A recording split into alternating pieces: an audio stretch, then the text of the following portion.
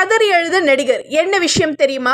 கன்னட நடிகர் தர்ஷன் தன்னோட பழகி வந்த நடிகை பவித்ரா கூட இருந்த பழக்கத்தை விமர்சனம் செய்த 34 வயதான ரேணுகாசாமிங்கிற ரசிகர் படுபயங்கரமாக கொலை செய்யப்பட்டாரு.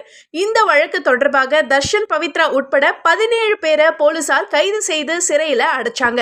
இதை தொடர்ந்து ஜாமீன்ல வெளியே வந்த தர்ஷன் ஜெயில இருந்த போது வீடியோ கால்ல பேசின வீடியோ இணையத்துல வைரலான நிலையில அவருடைய ஜாமீன் ரத்து செய்யப்பட்டு அவரை மறுபடியும் ஜெயில அடைக்க உச்சநீதிமன்றம் அதிரடி உத்தரவை பிறப்பிச்சது.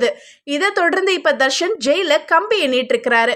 இந்த நிலையில பெங்களூரு பரப்பன அக்ரஹார சிறையில இருந்தபடி 64வது சிட்டி சிவில் மற்றும் செஷன்ஸ் கோர்ட்டுடைய வீடியோ கான்பரன்ஸ் மூலமாக மாதாந்திர விசாரணைக்கு ஆஜரானாரு.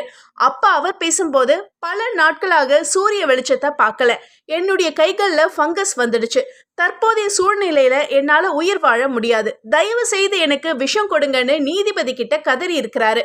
அதுக்கு நீதிபதி அப்படியெல்லாம் செய்ய முடியாதுன்னு சொன்னதோட தர்ஷனுக்கு படுக்கை தலையணை கொடுக்கணும்னு உத்தரவிட்டாரு. மேலும் தர்ஷன் வாக்கிங் போகவும் ஜெயில நடமாடவும் அனுமதிக்கணும்னு சிறைத்துறை அதிகாரிகளுக்கு உத்தரவு பிறப்பிச்சாரு.